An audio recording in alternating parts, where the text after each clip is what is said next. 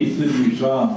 천사가 대답하여 이르되 성령이 내게 임하시고 지극히 높으신 이의 능력이 너를 덮으시리니 이러므로 나실 바 거룩한 이는 하나님의 아들이라 일컬어지리라. 아멘. 자, 오늘 하나님의 말씀의 제목 사도신경 네 번째 시간 뭡니까? 이는 성령으로 잉태하사 동정녀 마리아에게 나시고. 사도신경 오늘 네 번째 시간이 벌써 되었습니다. 지난주에 이어서 이번 주도 예수님에 대한 부분입니다. 예수님을 나의 구주로 고백하는 부분입니다. 자, 현대 문화, 과학 이런 것들이 발달을 하면 할수록 하나님 나라의 비밀을 선포할 때마다 사람들이 받아들이기가 더 어려워졌어요. 그렇죠? 우리가 처음 70년대, 80년대 여러분이 좀 더 젊었을 때에 예수님을 믿었을 때에 여기는 70년대, 80년대 다 젊었을 때 분들이 많으니까 그럴 때 보면 예수 믿는 것이 그렇게 어렵지 않았어요. 예수 믿으세요 그러면 사람들이 받아들이는데 그렇게 쉽지, 물론 쉬운 것은 아니었지만 지금만큼 어렵지 않았어요. 근데 과학이 발달하면 발달할수록 우리가 예수 믿으세요 하면 그들은 참 받아들이는데 힘들어한다라는 것을 알게 됩니다. 이처럼 하나님의 나라의 비밀이 더욱더 감춰지는 것처럼 보여집니다. 왜냐하면 우리의 그 사고 구조가 점점 더 세상적인 것들에 대한 관심으로 고조되어 가고 있기 때문이에요. 즉 세상의 것들에 고정되어지고 고조되어져 감으로 말미암아서 하나님을 향한 마음에 등을 돌리기 시작하는 거죠. 하나님의 나라는 인간의 능력의 한계 안에서 이루어진 나라가 절대로 아닙니다. 시간이나 공간에 제한이 없다는 거죠. 제약을 받지 않는다는 거죠. 그런데 인간들은 자신의 생각, 자신의 한계 안에서 예수님을 생각하려고 하고 받아들이려고 하니까 쉽지가 않은 거죠.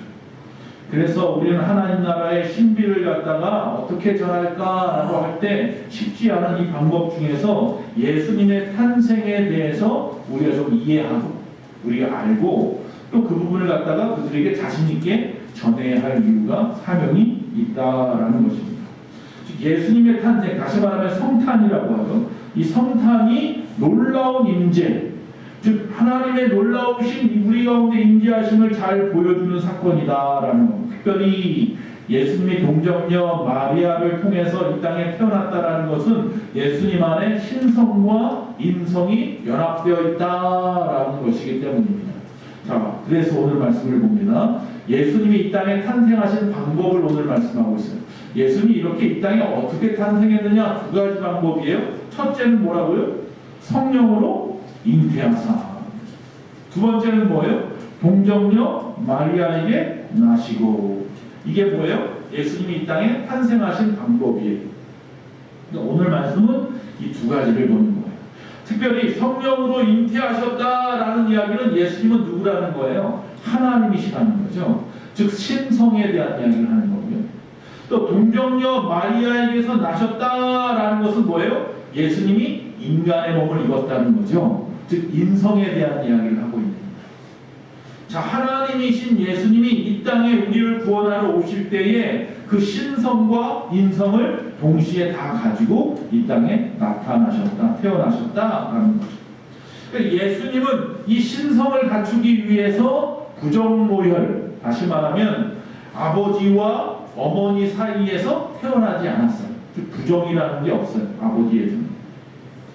만약에 그렇게 해서 태어났다고 한다면 그냥 인간이잖아요. 우리도 그렇게 태어났으니까. 그래서 하나님은 부정으로 태어나지 아니하시고 어떻게 해요? 성령으로 잉태하셨다. 그리고 인간의 모습으로 이 땅에 오시기 위해서 그러나 누구의 몸을 입었어요? 마리아의 몸을 이용하여서 사용하여서 이 땅에 나타나셨다라는 거예요. 즉 신성과 인성을 동시에 가지고 이 땅에 태어나시는 방법이 성령으로 잉태하고 동정녀 마리아를 통해서 태어나신 사건이다라는 거예요. 자, 구체적으로 그러면 이 성령으로 잉태되었고 동정녀 마리아에게 나신 이유가 있을 거 아니에요. 왜 2000년 전에 그렇게 태어나셔야 합니까? 베들레헴에서 마구간에서 인간의 몸을 입고 그 낮고 천한 몸으로 이 땅에 태어나셨습니다. 자, 첫 번째는 구약의 예언을 성취하기 위해서다라는 겁니다. 즉 다시 말하면, 이 말은 다른 말로 하면 하나님께서 구약에서 이 메시아, 즉 그리스도를 이 땅에 보내신다고 약속하셨어요. 그 약속이 이루어지는 것. 즉 구약에서 말씀하신 그대로 이 땅에 오신 분은 오직 누구밖에 없다? 예수님밖에 없다라는 거죠. 그리고 예수님이, 즉 하나님의 아들 예수님이 이 땅에 오실 때 하나님이 우리를 구원하시기 위한 방법으로 오셨다라는 거예요. 그 방법이 성령으로 잉태하여 동정녀 마리아를 통해 떠나신 거다. 그리고 하나님의 구원의 방법이 그냥 그런 방법으로 끝나는 것이 아니라 그 일을 통해서 하나님이심을 갖다 우리에게 보여주시는 것이다 라는 것이죠. 창세기 3장 15절. 창세기는 누가 썼습니까? 모세가 썼죠. 모세 5경 중에 첫 번째 책이잖아요. 모세가 쓴 책 5권이 창세기부터 시작해요. 창세기, 출애굽기, 레위기, 민수기, 신명기까지 5권을 모세가 썼죠.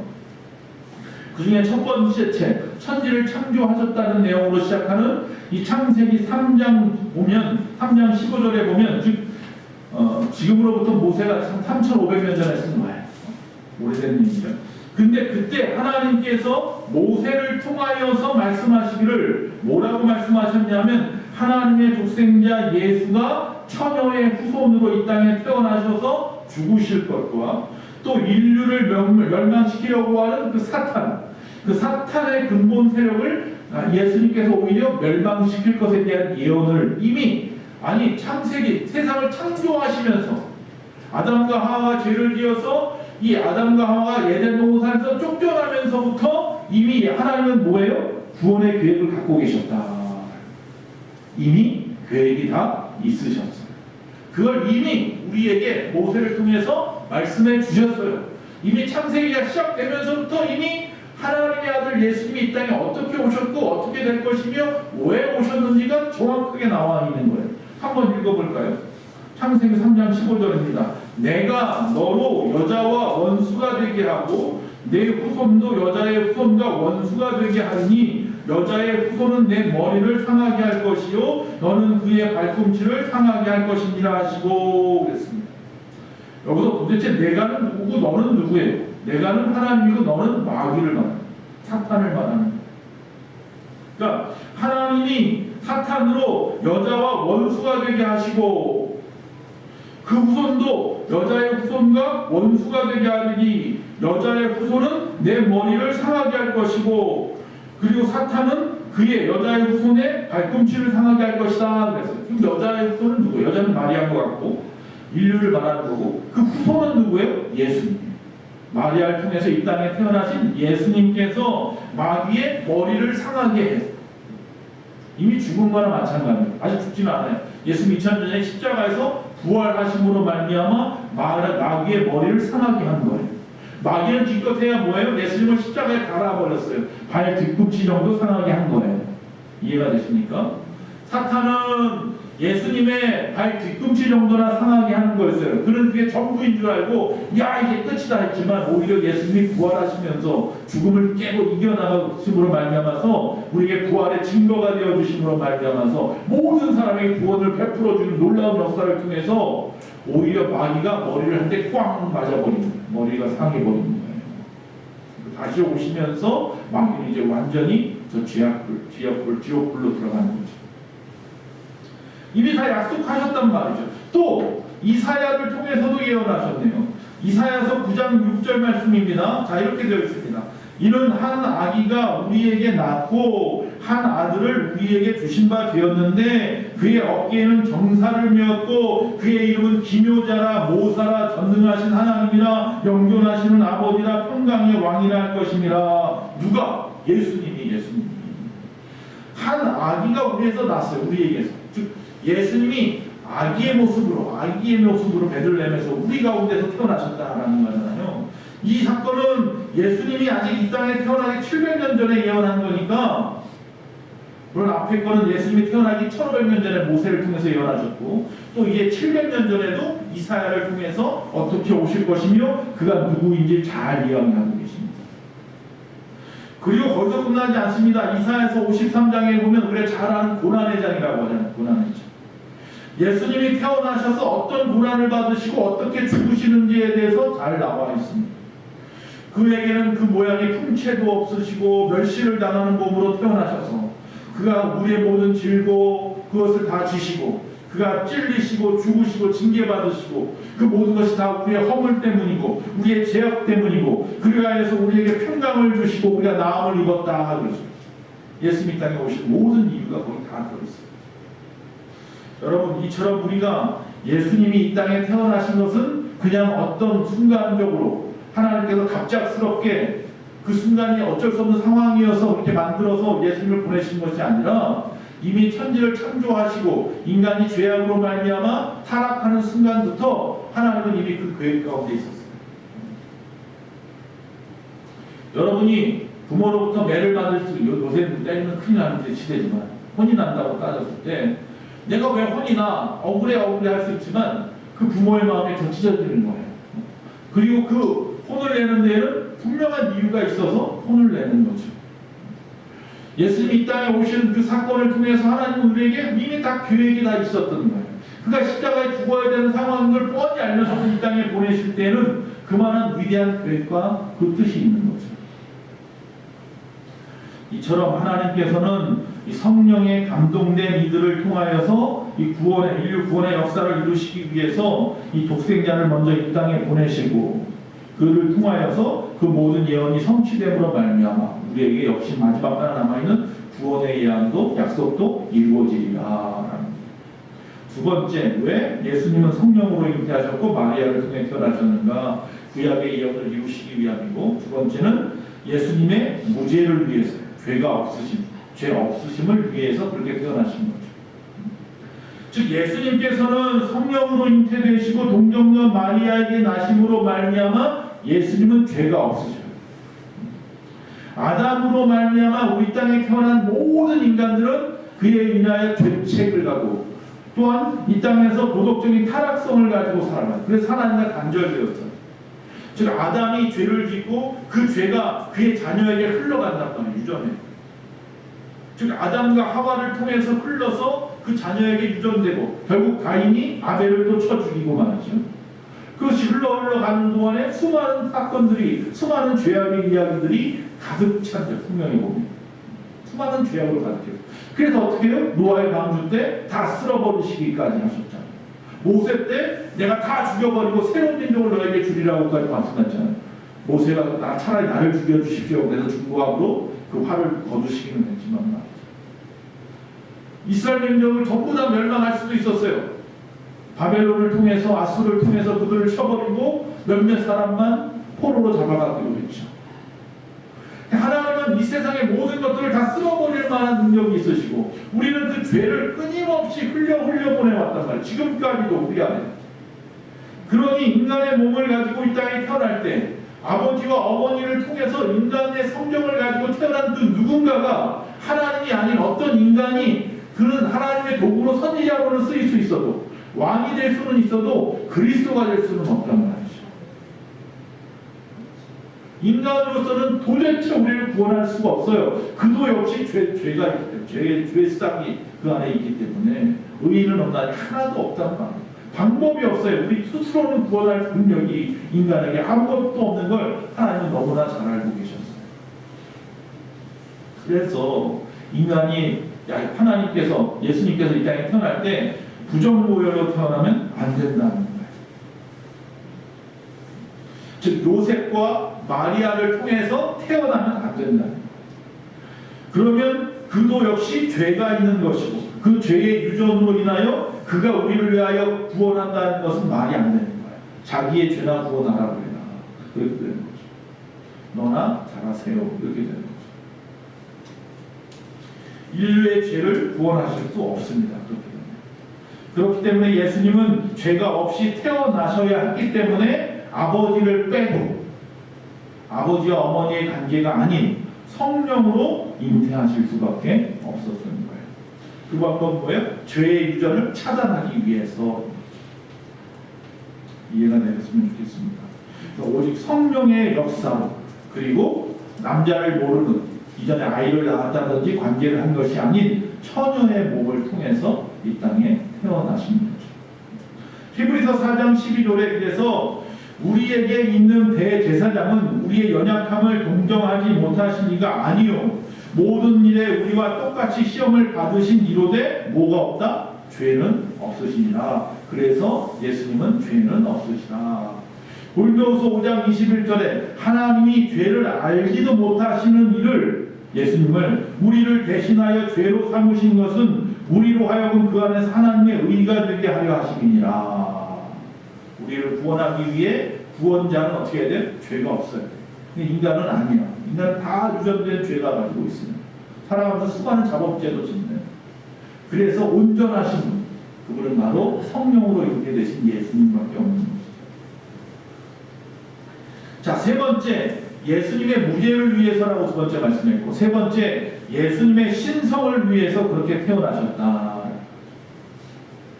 예수님은 비록 인간의 모습으로 이 땅에 오셨지만 예수님은 거룩하신 분입니다. 아멘. 그분이 바로 하나님이십니다. 할렐루야. 예수님은 우주 만물을 주관하신 분입니다. 태초에 하나님이 천지를 창조하실 때부터 예수님은 그곳에 계셨습니다.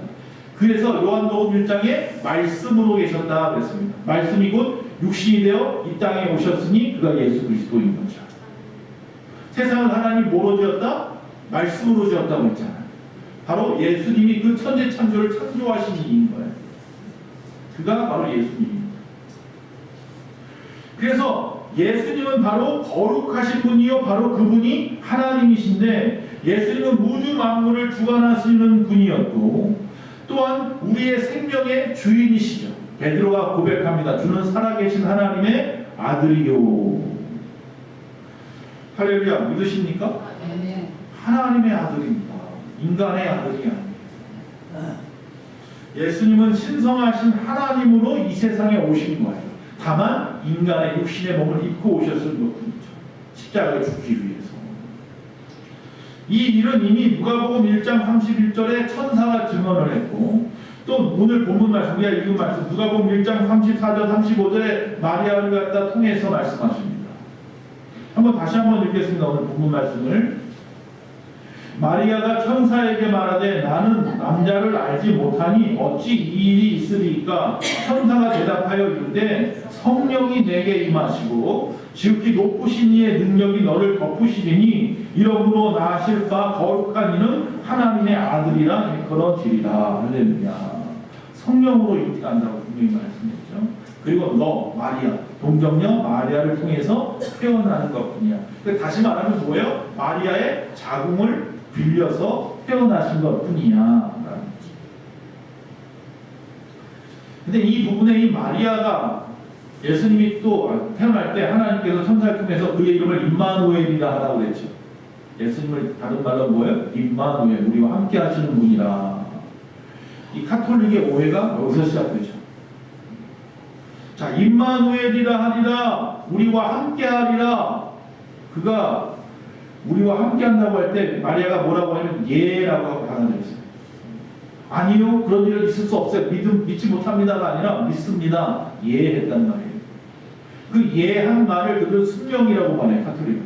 그러니까 그 순명을 받아들임으로 말미암아서 이 땅에 예수님이 오셨는데 그가 임마누엘이라. 다시 말하면 마리아를 통해서 주님께서 우리와 함께 하신다라고 그들은 그걸 이해하는 거예요. 그러니까 마리아를 통해서 이 땅에 오신 것은 맞지만 마리아를 통해서 우리와 늘 함께 하시는 것은 아니에요. 그래서 그들은 마리아를 통해서 주님이 우리와 함께 하기 때문에 마리아의 이름으로 그들은 기도하고 그러는 거예요. 그들의 오해예요. 여러분, 마리아는 그 당시 예수님이 이 땅에 태어날 당시만 잠시 자궁을 빌린 동정녀였던 거죠. 그 이후에 그는 동정녀예요? 아니에요. 그 이후에는 동생이 남동생만 4명이에요. 그리고 여동생들도 있더라 그랬어요. 그때는 누구예요? 요셉을 통해서 낳은 자식이죠. 인간의 모습, 인간이죠. 그러니까 잠깐 그 당시에만 도구로 사용된 거지 온전히 지금까지도 마리아를 통해서만 하나님이 우리 주님이 우리와 함께하는 것은 절대로 아니에요. 자, 마태복음 1장 19절에서 20절에 정언은 했어요. 약혼은 했단 말이에요. 그러나 아직 관계를 맺지 않았던 요셉에게도 직접 말씀합니다. 하나님 천사를 통해서. 자, 그의 남편 요셉은 의로운 사람이라 그를 드러내지 아니하고 가만히 끊고자 하여, 즉 이 여인을 조용하게 파혼하려고 하는 거예요. 남들한테 알리지 말고 그냥 파혼하려고 했어요.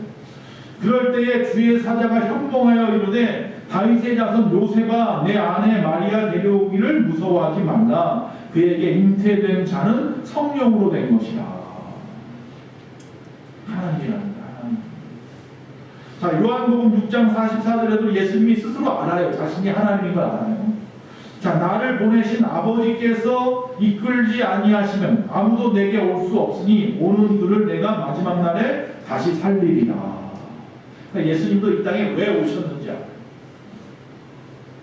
이렇게 볼 때 성령으로 잉태하시고 마리아에게서 태어나신 것은 하나님께서 우리를 얼마나 사랑하시는지, 우리를 구원할 계획을 이미 이전부터 태초 때부터 이미 갖고 계셨다라는 거예요. 우리가 죄 지을 것도 알았지만 그러나 그 죄 지은 그들을 구원할 방법도 이미 다 세워놓고 계셨던 거예요. 하나님의 그 사랑, 하나님의 그 진실하심의 확증이 되는 거, 이 사건. 또 하나님의 능력이 어떤 능력인지, 인간의 몸을 빌려서 성령으로 사람을 태어나게 하시는 그 하나님, 그러니 그분이 천지를 창조하시고 인간을 창조하신 분이 맞다라고 하는 거예요. 그것은 바로 그분의 신비의 확증이기도 하고 우리의 구원의 확증이 되는 것이기도 하는 거예요. 길이요 진리요 생명 되시는 예수님을 말미암지 않고는 아버지께로 올 자가 아무도 없도록 오직 한 가지 방법, 즉 성령으로 잉태하고 동정녀 마리아를 태어나신 예수님을 통해서만 구원받는 길을 만들어 놓은 거예요. 그러니 다른 종교에도 구원이 있다, 범신론이나 다신론을 이야기하지 마세요. 카톨릭에서 무서운 이야기들을 하고 있어요. 위험한 소리를 하고 있습니다. 하나님을 갖다가 바라보는, 즉 천지를 창조하신 그 하나님을 어떤 종교는 다 바라본다고 생각해요. 우리는 예수를 통해서 바라보고, 저 이슬람 사람들은 마호멧을 통해서 바라보고, 저 불교인들은 석가모니를 통해서 바라보고, 유교인들은 뭐 공자나 맹자를 통해서 바라본다고 생각해요. 그거 아니에요. 그들은 성령으로 잉태되지 않았어요. 할렐루야. 그들은 마리아, 동정녀 마리아를 통해서 이 땅에 태어나지 않았어요. 그들은 하나님이 아니에요. 할렐루야. 그들은 이 땅에서 그 당시에 선각자였을지는 몰라요. 그러나 그 이상도 그 이하도 아니에요. 이해가 되시나요? 오직 예수님. 범신론이라는 건 없어요. 다신론이라는 건 있지도 않아요. 오직 유일하신 하나님, 그러면 예수 그리스도, 삼위일체 하나님만이 계신 거예요. 자, 오늘 이 말씀이 사도신경 안에 들어와 있잖아요. 우리가 예수님을 고백하는, 신앙을 고백할 때 성령으로 잉태하시고 동정녀 마리아에게 나셨다라고 내 입술로 매일같이 고백한단 말이죠. 자, 왜 사도신경에다가 사도들이 이 말씀을 집어넣었을까? 그냥 예수님이 하나님의 아들입니다 하는 정도만 해도 되는데 굳이 이렇게 구체적으로 썼을까? 그 당시에, 즉 사도신경이 세워지기 그 전에 어떤 이단들이 있었느냐면, 예수님이 부활 승천하신 다음에 초대교회가 세워지면서 어떤 이단들이 나왔냐면 예수님의 가연설을 주장하는 사람들이 나왔어요. 가연설이라는 건 뭐냐면 하나님이 이 땅에 오실 때 왜 굳이 인간의 몸을 입고 오냐, 그냥 하나님인데 그냥 우리에게 보여주기 위해서 형체만 가지고 오신 거야. 다시 말하면 무슨 홀로그램처럼, 무슨 영상처럼, AI처럼 그렇게 생각하는 거예요. 그렇게 되면 어떻게 돼요? 예수님이 우리를 구원하시려고 십자가에 죽으신 건 뭐가 되는 거예요? 쇼가 되는 거예요. 피 흘리면서 고통받으실 이유가 하나도 없는 거예요. 하나도 안 아프셨어. 이단들이 그렇게 말하더라는 거죠. 그래서 그게 아님을 갖다 확실하게 말하기 위해서 예수님은 참 하나님이셨고 동시에 우리와 같은 성정을 가지고 우리와 같은 감정과 고통을 느끼시는 참 인간의 모습으로 이 땅에 오셨어 라고 말합니다. 여러분 반려견들 많이 키우셔요? 저 여기 있는 분들도 키우는데 아무리 개를 사랑한다고 할지라도 혹시라도 제가 이 개 같은 XX야 그러면 기분 좋아요, 나빠요? 그거 좋아하는 사람은 없어요. 아무리 개를 갖다가 자식이라고 하고 키워도 제가 본인한테 이 개 XX야 그러면 화가 막 머리 끝까지 날 거예요. 하지만 하나님은 우리를 너무 사랑하시고 우리를 구원하시기 위해서 참 사람으로 오셨단 말이에요. 이해가 되십니까? 그리고 그 사람이 겪을 수 없는 가장 큰 고통 십자가를 지셨습니다.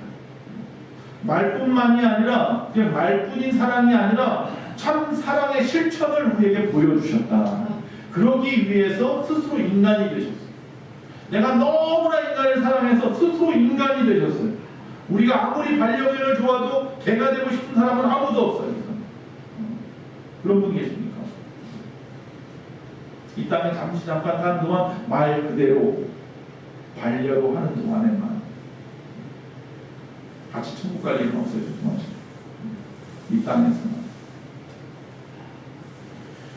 자, 하나님은 우리를 너무 사랑하셔서 스스로 인간이 되셨다는 얘기는 이게 비유가 정말 말도 안 되는 비유일 수도 있는데 그렇게 제가 생각해 보니 이해가 좀 빠를 것 같아서 그렇게 표현을 한 거예요. 우리가 아무리 개를 사랑해도 개가 되는 사람은 없단 말이에요. 개를 구원하려고 개가 되겠습니까? 근데 하나님은 당신이 창조했는데 스스로 당신이 창조한 인간이 되셨습니다. 우리가 똑같은 모습으로 태어나셔서 우리처럼 똑같이 아파하시고 피 흘리시고 눈물 흘리시고 땀 흘리시고 십자가에서 죽기까지 그렇게 고통을 겪으셨기 때문에 우리가 겪는 모든 아픔과 고통을 이해할 수 있어요. 동병상련이라고 하죠. 우리가 스스로 아파본 사람이 아픈 사람을 위로할 때 그 사람의 그 위로를 기쁨으로 받아들이지, 평생 아파본 적도 없는 사람이 와서 아픈 사람 앞에 아무리 위로를 해도 너는 아파본 적도 없잖아. 평생 잘 먹고 잘 살던 사람이 갑자기 어려워져서 가난해진 집에 가가지고 아무리 그들에게 아무리 위로를 한들 너는 한 번도 이렇게 아파본 적 없잖아. 힘들어 본 적 없잖아. 위로가 반감되겠죠. 그러나 그분이 아니 천지를 창조하고 나를 창조하신 만유의 주가 왕이 스스로 우리가 되었어요. 인간이 되었어요. 여러분 스스로 고통 가운데 있을 때 혼자 있지 마시고요. 예수님에게 나오십시오. 왜냐면 예수님은 우리의 모든 고통을 위해서 이 땅에 오셨던 그분이기 때문에 우리의 고통을 그분 앞에 나타내시면 주님은 언제든지 우리와 함께 하시는 분이에요. 2000년 전처럼 우리의 죄를 아시고 구원받을 자가 하나도 없는 걸 아시고 우리의 그 슬픔과 고통을 다 아시기 때문에 이 땅에 오셨던 그분은 지금 이 순간에도 여러분의 고통을 아시고 여러분의 슬픔을 아시기에 여러분이 찾기만 하면 언제든지 여러분에게 함께 하시는 거예요. 마리아를 통하지 않고도 여러분이 스스로 주 예수 그리스도의 이름을 부르면 돼요. 히브리서 2장 18절 그가 시험을 받아 고난을 당하셨은즉 시험 받는 자들을 능히 도우실 수 있느니라. 믿으십니까? 이제 예수님은 우리를 심판에서 영생으로 그리고 또 파멸에서 구원으로 흑암에서 빛으로 결국 영원한 저 지옥 형벌에서 저 하늘나라 영생하는 천국으로 여러분을 인도하시는 분입니다. 우리는 이 사실을 겸손하게 인정하고 받아들이는 길만이 이 땅에서 우리가 지금의 이 어려움을 능히 이기고 살아갈 수 있는 길인 줄로 믿습니다. 하나님의 구속하심을 입었습니다. 할렐루야. 이거 엄청난 사건입니다. 이제 우리는 잠깐 오는 이 땅에서의 마귀 사탄을 통한 세상의 권세를 통한 어려움이 있을지 몰라도 예수 믿는다는 이유로 인내하시면 됩니다. 성경은 끊임없이 뭐라고 그래? 오래 참으라고 합니다. 그것이 너희에게 없으니 오래 참을 능력이 없으니 뭐를 받으라? 성령을 받으라. 그래서 성령에 뭐를 맺으라? 열매를 맺으라. 그 안에 뭐가 있다? 오래 참음이 있더라. 그래서 우리는 내게 맡겨진 사명을 위해서 최선을 다하고 충성을 다하고 흔들리지 않는 믿음으로 나를 보내신 그곳에서 하나님이 이 땅에 우리가 살아가라고 하신 그 땅에서 그곳에 있는 그 교회에서 열심을 다하며 주님을 바라보시며 주님은 언제든지 여러분을 외면치 아니하시고 오늘도 여러분과 함께 하시는 그분이 평생토록 영원토록 함께 하실 줄로 믿습니다. 할렐루야.